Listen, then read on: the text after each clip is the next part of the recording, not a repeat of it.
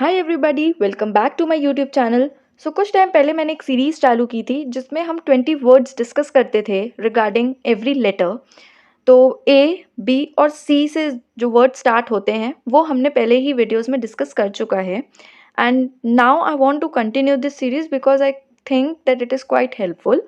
और ये सीरीज़ का एक मोटिव था मेरा बनाने का बिकॉज़ एग्ज़ाम्स में जब मैं भी एग्ज़ाम्स देती हूँ या आप लोग देते होंगे तो एक प्रॉब्लम जो सबसे बड़ी होती है वो ये होती है कि कुछ वर्ड्स ऐसे फँस जाते हैं एग्ज़ाम्स में, बी इट वहाँ पे सिनोनिम आया है, एंटोनिम पूछा है या फिर उसकी मीनिंग पूछी है और या तो वो रीडिंग कॉम्प्रिहेंशन के तौर में आया है।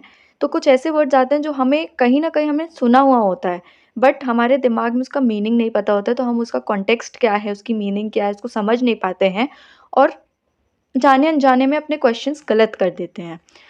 तो इस प्रॉब्लम को सॉल्व करने के लिए मैंने ये सीरीज़ चालू की थी। तो अब मैं इसको वापस से कंटिन्यू करने वाली हूँ और आज हम डिस्कस करेंगे 20 word starting with letter D. तो अगर आपने ए, बी और सी को कवर नहीं किया है ड्यू टू एनी रीज़न तो आप उसको एक्सेस कर सकते हैं। I have included the link in the description section of this video and even you can access it from the top right corner of your screen.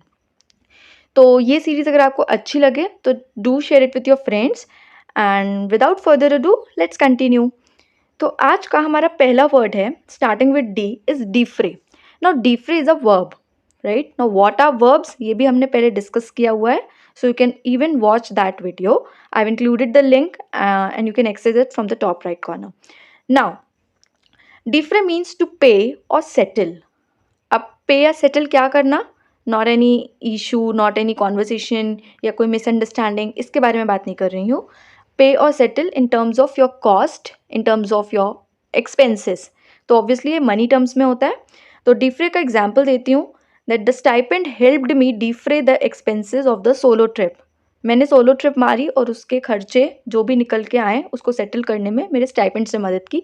तो stipend और salary obviously difference होता है, you may be knowing. तो stipend जब आप कोई internship कर रहे होते हो, ट्रेनिंग कर रहे होते हो या अपनी फ्रीलांसिंग ऑफर कर रहे होते हो, सर्विसेज ऑफर कर रहे होते हो किसी को, तो वो जो अमाउंट मिलता है आपको मंथली बेसिस में, डेली बेसिस में जो भी, तो वो स्टाइपेंड होता है। Okay, so this was the example for the word defray. तो नेक्स्ट टाइम यू आपको ये कहीं डिफ्रे वर्ड दिखे तो रिलेट दिस टू स्टाइपेंड्स या उसको एक्सपेंसेस को सेटल करना is डिफ्रे। Moving on to the second word for today, that is delude. Delude is also a verb and which means to deceive or to mislead. ठीक है, धोखे में रखना को delude बोलते हैं. So example I have included is if you think that life will be easy once you get a job, then you are deluding yourself. हम काफ़ी बार ऐसा सोचते हैं कि यार 10th पास हो जाए तो लाइफ सेट है, फिर सोचते हैं यार 12th हो जाए तो लाइफ सेट है, या जॉब मिल जाए तो अच्छी ज़िंदगी रहेगी. So in this way we are deluding your self, we are deluding our self.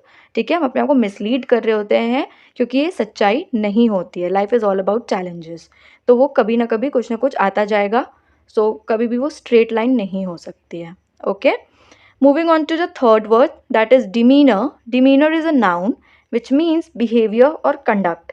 ये काफ़ी कॉमन वर्ड है और जब मैंने ये वीडियो अभी रिकॉर्ड कर रही हूँ इसके पहले मैंने जो भी आर्टिकल्स पढ़े हैं, जो भी बुक्स में पढ़ा है, तो वहाँ पे मेरे को ये 2-3 बार वर्ड मिल चुका है और शायद मैं ये सीरीज़ नहीं बनाती तो ये वर्ड का मीनिंग मुझे भी पता नहीं होता उस टाइम पे. ठीक है, तो इसका मतलब होता है बिहेवियर, आपका कंडक्ट. ठीक है, आप चीज़ों को किस तरह कैरी आउट करते हो. Now for example, I was advise by my teacher to maintain a positive and professional demeanour throughout my interview process. तो पॉजिटिव एंड प्रोफेशनल एडजेक्टिव्स हो गए, है ना, और डिमीनर इज़ योर बिहेवियर. तो behaviour आपको प्रोफेशनल मेंटेन करना है throughout your interview. This was advice given to me by my teacher. ठीक है, तो this is an example, real life example that I am giving you. Moving on to the next and fourth word for today, that is demise. Demise is very common, most of you would be knowing. It is a noun and it means death. ठीक है, let's see the example. Her perspective towards life completely changed after sudden demise of her father. ठीक है, so demise means death. Moving on to the fifth word for today, that is denounce. Denounce is a verb, okay, and which means to accuse someone publicly, to condemn. ठीक है, किसी को publicly बड़े बाजार में चिल्लाना, अब्यूज़ करना, ठीक है, दैट इज डिनाउंस, सबके सामने डांटना. So for example the parents denounce their child for getting caught while cheating in exams. काफ़ी जगह ऐसा होता है एग्जाम्स में चीटिंग करते हम पकड़े जाते हैं, फिर हमारे पेरेंट्स को बुलाया जाता है, फिर वहीं बीच में टीचर्स के बीच में पेरेंट्स डिनाउंस देयर चाइल्ड, उसमें चिल्लाते हैं, बोलते हैं ऐसा क्यों किया and all that. So that behaviour is denounce. ठीक है, सो ये सारे मैंने रियल लाइफ एग्जाम्पल्स रखे हैं so that you can relate to it and ज़्यादा अच्छे से समझ में आएंगे words. Moving on to the sixth word for today, that is derogatory. Derogatory is an adjective, again a very common word जो हम रियल लाइफ में use करते रहते हैं, डेली लाइफ में यूज़ करते रहते हैं. And it means showing a critical और इंसल्टिंग एटीट्यूड. ठीक है, डेरोगेटरी कॉन्वर्सेशन जब आपका होता है किसी से, आप किसी को मैसेज करते हो तो डेरोगेटरी टोन में कर देते हो. डेरोगेटरी मतलब इंसल्टिंग टोन में. सो for example the activist spar over derogatory comments for women. तो स्पार मतलब क्या हुआ? स्पार मतलब कि बस लड़ जाना, बीट वर्बली या तो फिजिकली. ठीक है, एक दो घूसे लगा देना किसी को, that is spar. So the activist spar over derogatory comments for women. So this is a example. Now moving on to the next word, that is destitute, which is also a noun plus adjective. ठीक है, and it means needy, poor या pathetic. तो जो लोग गरीब होते हैं, needy लोग जो हैं, उनको हम एक नया वर्ड दे सकते हैं, दैट इज destitute. तो आपको कभी भी destitute कहीं पे भी लिखा हुआ मिले, सो इट मीन्स नीडी और पुअर और पेथेटिक लाइफ कोई जी रहा है, तो उनको हम destitute बोलते हैं. For example 3 destitute killed in Trichy after speeding car runs over pedestrian platform. तो ये रियल न्यूज़ है. I have taken that statement from times of India का एक स्टोरी, और वहाँ पे ये वर्ड यूज़ किया गया था, राइट. So that's why. तो Trichy is a place in south, and speeding car थी, it ran over that pedestrian जहाँ पे गरीब लोग बैठे हुए होते हैं, और उसकी वजह से 3 डेस्टिट्यूट लोगों, 3 पैथेटिक लोगों की, नीडी लोगों की डेथ हो गई. ठीक है, so this is was the news and this is the example that I have included. Now moving on to the next word, that is deterrent. Deterrent is an adjective and means frightening या hindrance. ठीक है, और deterrent को हम ऐसा भी बोल सकते हैं कि something which discourages you from doing something, that can be termed as deterrent. For example, heavy penalty is being used as a deterrent for those who do not segregate waste before disposing. तो waste segregation एक आपस में मतलब एक अपने आप में बहुत बड़ा इशू है कि लोगों को करना चाहिए waste segregation. It's not an issue but it's a solution, sorry, for managing waste, है ना, और पोल्यूशन कम करना एंड ऑल दैट कंडीशंस के उसमें हम इस चीज़ को एक बहुत बड़ा वे फॉरवर्ड मानते हैं. ठीक है, तो लोग नहीं करते हैं waste segregation at their household level, तो उसके लिए क्या किया गवर्नमेंट ने या किसी अथॉरिटी ने, हैवी पेनल्टी लगा दी, and this is what is discouraging others from not segregating their waste at their level. तो इसलिए मैंने ये एग्जाम्पल यूज़ किया है. Okay, now moving on to the next or the ninth word for today, that is an adjective of obviously, and it is devoid. Devoid means not having a particular thing or lacking. तो suppose आपके पास कुछ है नहीं, या किसी के पास एक चीज़ lack हो रही है, be it thing, be it skills, be it anything, कोई भी चीज़ नहीं है उनके पास, that is devoid. He is devoid of confidence. इस तरीके से स्टेटमेंट्स बन सकते हैं. I have included a very good example here. Many bus stands devoid of basic amenities in Punjab. Again, this was the news in Tribune India जो आई हुई थी. तो इसका मतलब हुआ कि जो बहुत सारे बस स्टैंड्स हैं पंजाब में, जो हमारी बेसिक एमिनिटीज़, बेसिक फैसिलिटीज़ होती हैं, like drinking water, proper sanitation, washrooms for women and main and everybody else, तो वहाँ पे बेसिक एमिनिटीज़ ही नहीं थी, तो बहुत सारे बस स्टैंड्स को क्लोज कर दिया गया. ठीक है, so this was the news there and the word devoid was used in that article. तो इस तरीके से आप जब न्यूज़पेपर आर्टिकल्स, मैगजीन आर्टिकल्स पढ़ोगे तो ये वर्ड्स आपको कॉमनली मिलेंगे.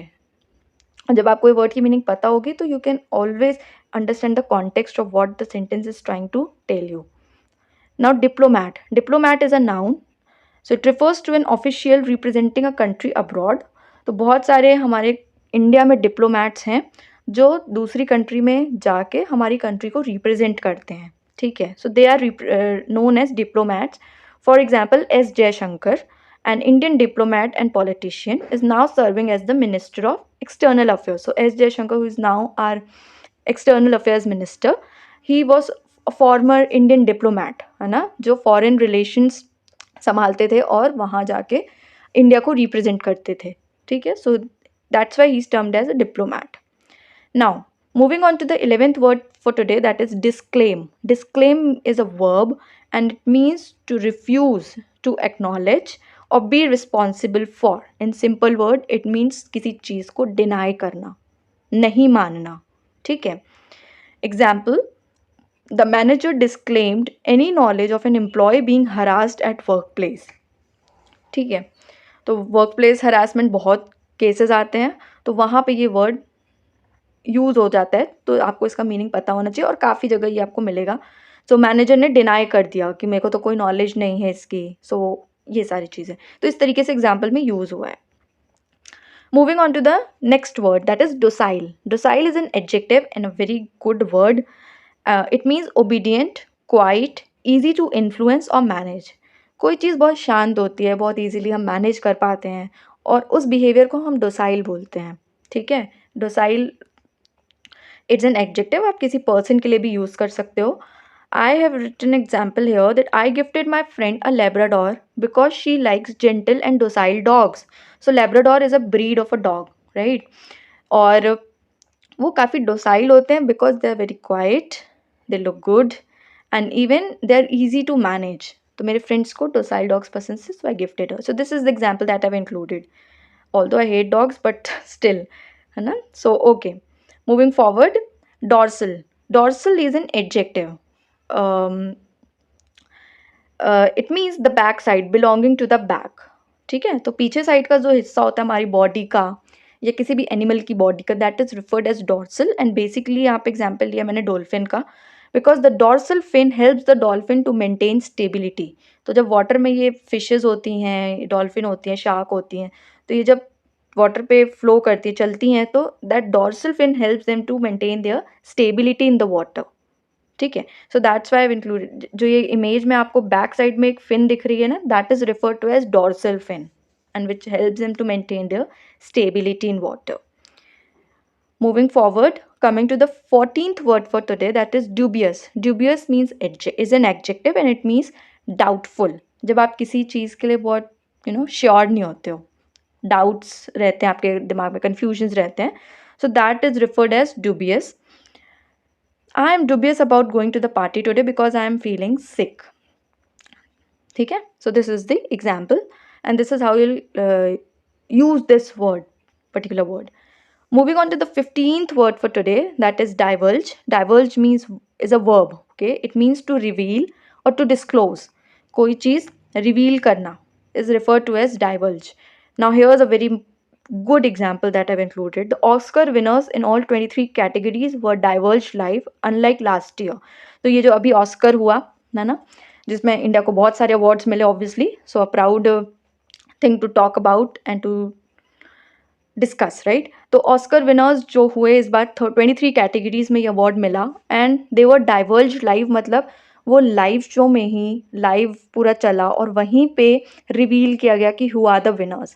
अनलाइक लास्ट ईयर, बिकॉज पिछले साल जो भी अवार्ड विनिंग सेरेमनीज होते हैं, है ना, award ceremonies, the Oscar was, बहुत सारी क्लिप्स ऐसी थी और बहुत सारे अवार्ड्स ऐसे प्री रिकॉर्ड पहले से कर लिया गया है और फिर उसको दिखाया गया था. बट इस टाइम इस साल ऐसा हुआ है कि पूरा इवेंट लाइव गया है और सारे अवार्ड्स लाइव दिए गए हैं because nobody was knowing the result before, है ना. So this is the example that I've included. So now comes the assignment part of the day, जो कि इसमें हमारी प्रथा चलती है.